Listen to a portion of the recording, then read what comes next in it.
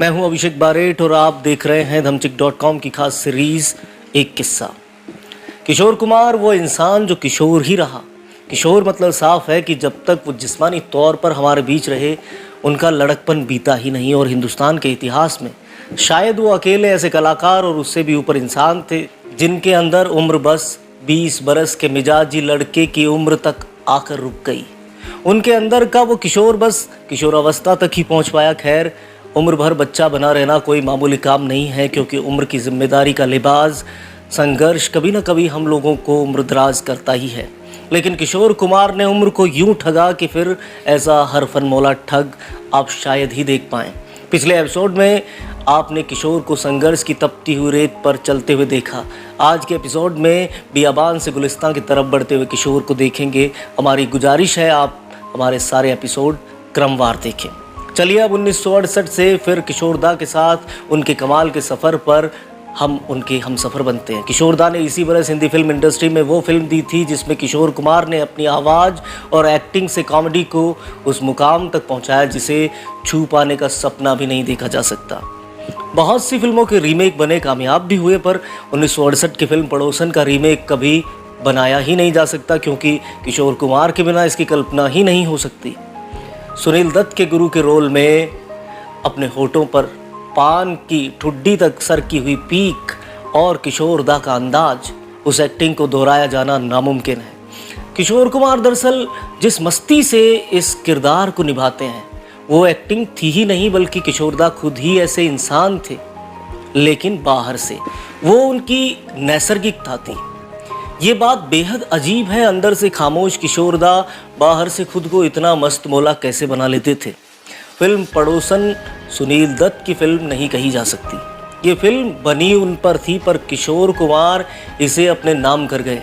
Film में ओम प्रकाश, महमूद, मुकरी, Kesto Mukherjee, Rajkishore जैसे देश के दिग्गज और मंझे हुए कॉमेडियन थे, लेकिन अकेले किशोरदा इन सभी पर भारी पड़ गए। किशोरदा इस फिल्म में यही नहीं रुके। हिंदी फिल्म सिनेमा के सबसे दिग्गज क्लासिकल प्लेबैक सिंगर मन्ना डे ने भी फिल्म के गाने एक चतुर नार पर एक इंटरव्यू में कहा था कि मैंने सोचा था कि किशोर कुमार को मजा चखाऊंगा, ऐसा गाऊंगा कि किशोर कुमार भी याद रखेंगे, लेकिन जब किशोर ने ये गाना शुरू किया तो मुझे लगा कि उन्होंने इस गीत की आत्मा को सच में पकड़ लिया है। मैं तो सिंगिंग के नियमों पर यह गाना गा रहा था, पर किशोर ने इस गाने की आत्मा को छूकर इसे गाया और तब मुझे पता चला कि वो कितने महान कलाकार थे। मन्ना डे जैसे चोटी के गायक की ये टिप्पणी साबित करती है कि किशोर कुमार गाने की रूह में उतर जाते थे। दरअसल ये गीत एक चतुरनार करके सिंगार इतना डिफ़िकल्ट सॉन्ग है कि इतने वर्षों बाद में भी बहुत कम लोगों ने दोबारा इसे गाने का प्रयास किया है और सभी प्रयास तक ही सीमित है। इस गाने के पीछे का एक बड़ा दिलचस्प किस्सा है। दरअसल फिल्म पड़ोसन का ये गाना खुद किशोरदा ने फिल्म में डलवाया था। आपको जानकर हैरत होगी कि 1941 की फिल्म झूला में ये गाना सबसे पहले किशोरदा के बड़े भाई दादा मुनि अशोक कुमार गा चुके थे। एक चतुर नार कर कर श्रृंगार ठाड़े अपने द्वार चिया लिख सुजात एक पलक मार हंस मोरा मन लीनो ऐसी चतुर नार कर कर श्रृंगार। किशोरदा ने जिद करके नए तरीके से गाना फिल्म में डाला और किशोरदा और मन्ना डे का गाना ये इतना बड़ा हिट साबित हुआ कि उसकी दूसरी कोई मिसाल नहीं। इसी फिल्म में मेरे सामने वाली खिड़की में किशोरदा ने इस गाने को यूं गाया कि कई वर्षों तक ये गाना किसी की जुबान से उतरा ही नहीं। इसी फिल्म के गीत मेरी प्यारी बिंदु के मस्त मौला अंदाज को बिना किशोरदा की आवाज़ के दोबारा जिंदा नहीं किया जा सकता। यकीन ही नहीं होता है कि एक ही आदमी दो बिल्कुल जुदा अंदाज में गाने को इतनी शिद्दत से गाता था। 1964 की फिल्म मिस्टर एक्स इन बॉम्बे का गाना मेरे महबूब कयामत होगी सुनकर हैरत होती है कि ये गाना इन्हीं किशोरदा ने गाया है। ज़िंदगी किशोरदा के टैलेंट का शायद पूरा दोहन करना चाहती थी, पर किशोरदा एक बरस में ज़्यादा से ज़्यादा 10 गाने गाते थे। गाने भी खुद के लिए या फिर देवानंद के लिए, और किसी के लिए वो गाते ही नहीं थे। एक दो गाने बड़े भाई अशोक कुमार के लिए भी उन्होंने गा दिए थे। एक्टिंग की वजह से पूरा फोकस सिंगिंग पर नहीं आ पाया था। किस्मत अच्छी थी या बुरी ये आप तय करें कि फिल्म में फ्लॉप होनी शुरू हो गई और किशोरदा के सामने चुनौती आ गई। शायद किस्मत अब उनसे संगीत और सिर्फ संगीत ही चाहती थी। एक्टिंग में मनचाहा या अनचाहा मुकाम उन्हें ज़िंदगी पहले ही दे चुकी थी। जिंदगी चुनौती नहीं देती तो किशोरदा मस्त मौला ही बने रहते। उनकी प्रोड्यूस की गई फिल्में असफल हुई तो आयकर विभाग उनके पीछे पड़ गया। संपत्ति की नीलामी की तक की जब नौबत आई तो हार थक के उन्हें स्टेज शो करने पड़े। यहीं से जिंदगी ने उनको असली गायक बनाने की तैयारी कर ली थी। जिंदगी उन्हें वो बनाने पर तुल गई थी जो बनने के लिए वो खुद भी ज़्यादा सोचा नहीं करते थे। सचिन देव बर्मन की नज़र किशोरदा पर आकर टिकी। 1969 में फिल्म बन रही थी आराधना। किशोरदा से गाने गवाने का मन सचिन देव बर्मन बना ही चुके थे। किशोरदा मूडी तो थे ही, देवानंद के लिए, अपने लिए या दादा मुनि के लिए ही अब तक वो गाने गाते रहे थे। तो पूछा कि हीरो कौन है। हीरो थे नए नवेले राजेश खन्ना। अभी तक ठीक ढंग से हीरो बने भी नहीं थे। बाकी ये बात अलग है कि राजेश खन्ना आगे चलकर वो सुपरस्टार बने जो कोई कभी नहीं बना। ऊपर आका नीचे काका की कहावत भी मशहूर हुई। पर उस वक्त नए नवेले राजेश खन्ना को दफ्तर बुलाया। उन्होंने कहा कि देखूंगा कि हीरो कौन है। 1 घंटे तक राजेश खन्ना इंतज़ार करते रहे लेकिन किसी ने उनको पानी तक नहीं पूछा। बाद में किशोरदा ने उन्हें बुलाया और पूछा, एक्टर क्यों बनना चाहते हो। और राजेश खन्ना बोले, होश संभाला तब से एक्टर बनना चाहता था। मैं चाहता हूँ कि हज़ारों लाखों करोड़ों लोगों की सेवा कर सकूँ। किशोरदा ने पूछा कि किस तरह की सेवा। राजेश खन्ना ने जवाब दिया कि मनोरंजन के माध्यम से। राजेश ने कहा कि मनोरंजन के अलावा हमारे देश में और एंटरटेनमेंट है ही क्या। किशोरदा ने राजेश खन्ना से कहा कि मुझे तुमसे मिलकर खुशी हुई और मैं तुम्हारे लिए गाऊंगा। खास बात ये थी इस मुलाकात की कि किशोरदा ने राजेश खन्ना से पूछा कि चाय पियोगे या कॉफ़ी। इससे पहले जब तक वो राजेश खन्ना के बारे में आश्वस्त नहीं हुए उन्हें पानी तक नहीं पूछा। फिल्म बनी और तहलका मच गया। किशोर कुमार के गीतों ने और राजेश खन्ना की एक्टिंग ने एक नए सिनेमाई तूफान को लाकर खड़ा कर दिया। मेरे सपनों की रानी कब आएगी तू, इस गीत ने राजेश खन्ना को एक झटके में सुपरस्टार बना दिया। एस डी बर्मन का संगीत, आनंद बख्शी के शब्द और शक्ति सामंत का डायरेक्शन, उसके ऊपर किशोरदा की आवाज़ और राजेश खन्ना की एक्टिंग, पूरे देश में एक जलजला आ गया। हर एक गीत सुपर डुपर हिट हुआ। अब किशोरदा की दूसरी पारी जो संगीत की पारी थी वो शुरू हुई और किस्मत ने उन्हें तब तक नहीं रुकने दिया जब तक उनके साथ महान गायक का तमगा नहीं लग गया। रफ़ी साहब उस वक्त शहंशाह तरन्नुम थे। पूरी म्यूज़िक इंडस्ट्री में सिर्फ एक ही आवाज़ की बादशाहत थी, वो थी रफ़ी साहब की आवाज़। लेकिन आराधना की कामयाबी के बाद पूरी म्यूज़िक इंडस्ट्री किशोर कुमार के कब्जे में ही आ गई। हर हीरो पर अब नई आवाज़ किशोर कुमार की होती थी। रफ़ी साहब ने भी गाना उन दिनों कम कर दिया था और किशोर कुमार के नए दौर में उन पर भी इसका बड़ा असर पड़ा। लेकिन रफ़ी साहब तब संगीत के भगवान बन चुके थे। उनका एक अलग रुतबा, एक अलग मुकाम था, उसे छुपाना नामुमकिन था। लेकिन किशोरदा ने भी अपना एक रुतबा बुलंद किया जो सिर्फ उनका था। देश में उस वक्त एक बहस छिड़ी कि किशोरदा अच्छे सिंगर हैं या मोहम्मद रफ़ी साहब। पहली बार देश संगीत पर 2 धड़ों में बंट गया था। किशोरदा के चाहने वाले और रफ़ी साहब के चाहने वालों में एक प्रसिद्ध फिल्मी मैगजीन ने जंग छेड़ दी। हजार खत इस फिल्मी पत्रिका के कार्यालय में पहुंचने शुरू हुए। रफ़ी साहब और किशोरदा के चाहने वाले अपने चहेते गायक के पक्ष में लिख रहे थे। किशोरदा को जब इस बात का पता चला तो उन्होंने सख्ती से इस बात का विरोध किया। कहा, ये बहस बंद हो, मैं रफ़ी साहब के सामने कुछ भी नहीं हूँ। उन्होंने एक लेटर लिखा और उसमें रफ़ी साहब के गानों की एक सूची बनाई और पूछा, क्या रफ़ी साहब के ये गाने मैं कभी गा सकता हूँ। वो सर्वश्रेष्ठ गायक हैं, मैं उनके सामने कहीं नहीं टिकता।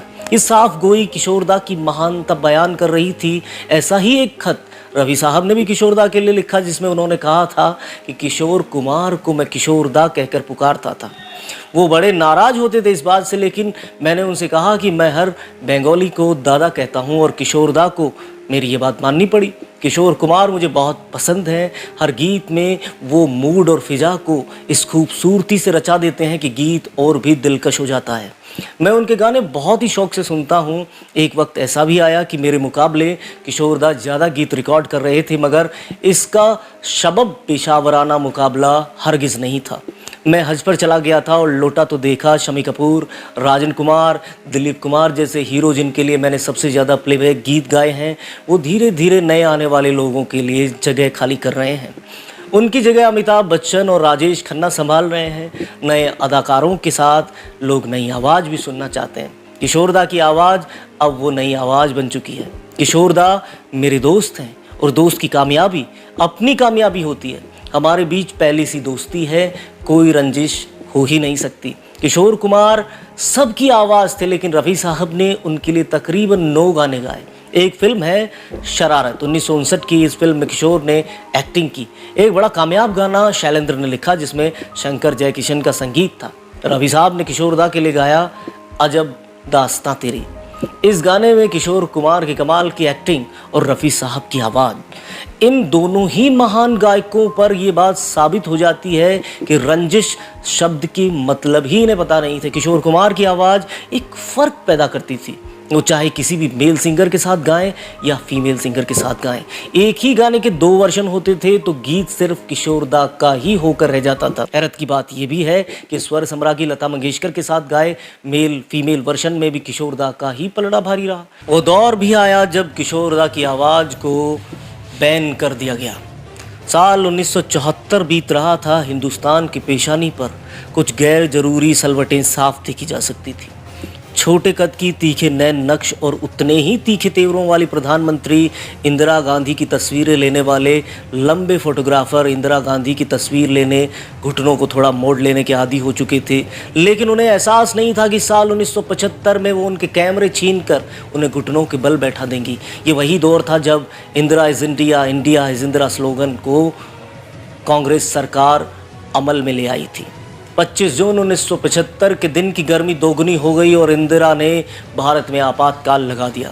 1975 की इमरजेंसी ने न सिर्फ मीडिया को काबू किया, बल्कि फिल्में और भारतीय सिनेमा से जुड़े लोगों के संवैधानिक अधिकारों को भी उन्होंने छीना। उस वक्त किशोर कुमार भारतीय सिने जगत में अपनी कामयाबी की बुलंदियों पर थे। किशोर कुमार का असली नाम आभास कुमार गांगुली था, पर आभास से किशोर हुए। किशोर को आभास नहीं था कि उनकी गायकी पर इमरजेंसी की गाज गिरने वाली है। 19 मार्च 1975 को प्रधानमंत्री इंदिरा गांधी को प्रधानमंत्री रहते हुए अदालत की सीढ़ियां चढ़नी पड़ी और प्रधानमंत्री बौखला गई। वो गवाही देने आई थी, लेकिन उनके गुस्से को हवा देने का नुकसान समूचे भारत को 3 महीनों में ही झेलना पड़ा। 40वें और 41वें संविधान संशोधन के प्रावधानों को बदलने के बाद में 42वां संविधान संशोधन किया गया और भारत के संविधान को इंदिरा का संविधान कहा जाने लगा। किशोर कुमार की ज़िंदगी भी आपातकाल से गुजरने के लिए तैयार थी और किशोर कुमार को कोई आहट नहीं सुनाई थी, क्योंकि किशोर कुमार भी अपने तेवरों के लिए मशहूर थे। तल्ख तेवरों वाले लोग मुलायम आहटों को अक्सर नज़रअंदाज कर देते हैं। दिल्ली से इस तूफान को जाकर मुंबई में भी कलाकारों की आज़ादी को रौंदना था, क्योंकि दिल्ली में जयप्रकाश नारायण के साथ 7.5 लाख लोग नारे बुलंद कर रहे थे, सिंहासन खाली करो कि जनता आती है। जनता का दिल बोल रहा है, इंदिरा का आसन डोल रहा है। 38वां संविधान संशोधन जो कि 22 जुलाई 1975 को किया गया, इसके मुताबिक न्यायपालिका से आपातकाल की न्यायिक समीक्षा का अधिकार छीन लिया गया। इंदिरा ने जता दिया कि उन्हें कोई अदालत में गवाही देने नहीं बुला सकता। इलाहाबाद हाईकोर्ट ने इंदिरा गांधी का चुनाव रद्द किया तो 39वां संविधान संशोधन किया गया और कोर्ट से प्रधानमंत्री पद पर आसीन व्यक्ति की जांच का अधिकार छीन लिया गया। इंदिरा ही तानाशाह नहीं हुई थी, बल्कि इंदिरा गांधी के बेटे संजय गांधी की तानाशाही भी चरम पर थी। जबरदस्ती नसबंदी कार्यक्रम को लेकर संजय विवादों में रहे। उन्होंने अपनी मां के रुतबे और कद का जमकर बेजा इस्तेमाल किया। किशोर कुमार पर संजय गांधी ने अपनी मां के कद और पद का इस्तेमाल करते हुए बैन लगाया। दरअसल इंदिरा सरकार में विद्याचरण शुक्ल सूचना एवं प्रसारण मंत्री हुआ करते थे और संजय गांधी के खास माने जाते थे। इंदिरा गांधी सरकार के पक्ष की हवा चलाने के लिए सूचना एवं प्रसारण मंत्रालय ने भी एक 20 सूत्रीय कार्यक्रम तैयार किया, जिसे दूरदर्शन और ऑल इंडिया रेडियो के माध्यम से जनता के बीच पहुंचना था और बॉलीवुड चुपचाप इसके लिए तैयार कर लिया गया। किशोर कुमार के पास मिनिस्ट्री के जॉइंट सेक्रेटरी सीबी जैन का फ़ोन आया और सीबी जैन ने किशोर कुमार से साफ कहा कि वो इस कार्यक्रम में अपनी लोकप्रियता को कांग्रेस के लिए भुनाएं, लेकिन अक्खड़ किशोर कुमार ने जॉइंट सेक्रेटरी का फ़ोन काट दिया और उन्हें मना भी कर दिया। सीबी जैन का कॉल मंत्रालय के सचिव एसएमएच बर्नी के पास गया और किशोर की अदावत को बयान किया गया। बर्नी सीधे कैबिनेट मिनिस्टर विद्याचरण शुक्ल से मिले और मंत्रालय से एक आदेश निकला। तुरंत प्रभाव से किशोर कुमार के ग्रामोफोन रिकॉर्ड्स की बिक्री बंद कर दी जाए, साथ ही दूरदर्शन और रेडियो पर किशोर कुमार के गानों को प्रतिबंधित कर दिया जाए। लेकिन ये बैन संजय गांधी ने लगाया था, शुक्ल तो सिर्फ इसे अमल में लाए थे। मुंबई में कांग्रेस की एक रैली में किशोर कुमार ने संजय की दरख्वास्त पर गाने से मना कर दिया था और 4 मई 1976 से ही ये आदेश दिया गया। उस दौर में मोहम्मद रफ़ी साहब ने संजय गांधी से खास मुलाकात की और उन्हें किशोरदा पर लगे हुए बैन को हटाने के लिए समझाया। शुरू में कई दिनों तक संजय गांधी ने रफ़ी साहब की बात भी नहीं मानी, लेकिन रफ़ी साहब को मना कर पाने की सूरत संजय गांधी को भी नज़र नहीं आ रही थी। आखिर प्रतिबंध तो नहीं हटाया गया, लेकिन प्रतिबंध में ढील दे दी गई ताकि लोगों की नज़र में ये साफ रहे कि सरकार से बगावत करने के नतीजे क्या होंगे। इस घटना के बाद किशोर कुमार ने भी कहा, कौन जाने वो क्यों आए थे, लेकिन कोई मुझसे वो करा नहीं सकता जो मैं करना नहीं चाहता। मैं किसी दूसरे की इच्छा और आदेशों पर नहीं गाता। किशोरदा को लोग शरारती, खुराफाती, बिगड़े, न जाने क्या क्या समझते हैं। कई बार ये समझना ही मुश्किल हो जाता है कि वो वास्तव में थे क्या। शरारत पर आए तो फिर उनका मुकाबला शरारत में नामुमकिन, और गंभीर गीत पर आ जाएं तो वहाँ भी कमाल। किशोरदा के शरारती अंदाज और उन गानों की बात न की जाए जो उन्होंने बड़े ही स्वाभाविक ढंग से गाए, जिनमें से कई गाने दोबारा उस अंदाज, बदमाशी, शरारत, चुस्ती से गाना किसी भी गायक के लिए लगभग नामुमकिन है, क्योंकि किशोरदा का व्यक्तित्व ही गाने में घुल जाता था और वो चमत्कार कर देते थे। 1956 की एक फिल्म परिवार, किशोरदा ने एक गाना गाया, यार तुम शादी मत करना। कुएं में कूद के मर जाना, यार तुम शादी मत करना। कुएं में कूद के मर जाना, यार तुम शादी मत करना। हाँ, कुएं में कूद के मर जाना, यार तुम शादी मत करना। खुद ही हीरो, खुद ही गायक, और उस नटखट अंदाज को बयां करना मतलब देर तक शब्दों को खपाना और हार मान जाना, क्योंकि उनके अंदाज और गायकी की बारीकी के इतने सिरे हैं कि पकड़े कहाँ से ये भी पता नहीं चलता। 1956 की फिल्म मिस मैरी का गाना, गाना ना आया बजाना ना आया। एक्टर और गायक के रूप में किशोरदा दर्शक को अपने चुलबुलेपन से यूं गुदगुदा देते हैं। आशा भोसले की गायकी की बारीकी दुनिया से छुपी नहीं है। किशोरदा के साथ काफ़ी गीत भी उन्होंने गाए हैं। हरकतों से कई बार वो रूठी भी, पर वो जानती थी कि किशोर कभी बदलेंगे नहीं, इसलिए वो उन्हें माफ़ भी कर देती थी।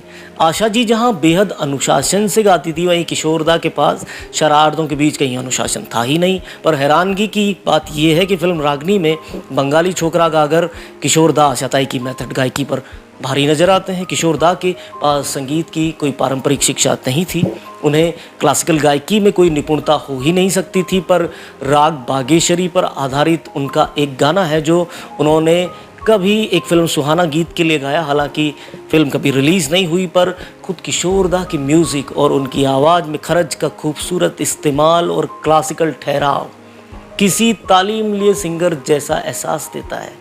गाना है बाजे बाजे रे बांसुरिया। बाजे बाजे बाजे रे कहीं बांसुरिया, बाजे बाजे बाजे रे कहीं बांसुरिया। बांसुरिया बाजे बांसुरिया, बांसुरिया बाजे बांसुरिया। खोई खोई खड़ी है राधे बावरिया। इसी राग पर आधारित उनका सुपर डुपर हिट गीत जीवन से भरी तेरी आंखें कभी भुलाया नहीं जा सकेगा। खैर, वक्त की बंदिश ने आज भी हमको बांध लिया है, लेकिन किशोरदा की आवाज़ के इस सफ़र पर जहां हम निकले हैं वो सफ़र अभी ख़त्म नहीं हो रहा है। वो अगले एपिसोड में भी उनकी आवाज़ के दिलकश अंदाज, उनकी गायकी के साथ में जारी रहेगा। जो ज़रूरी सलाह हमने आपको दी है उन्हें आप फॉलो करें। अगली खबर तक, अगले किस्से तक, अगली कहानी तक धमचक मचाते रहिए।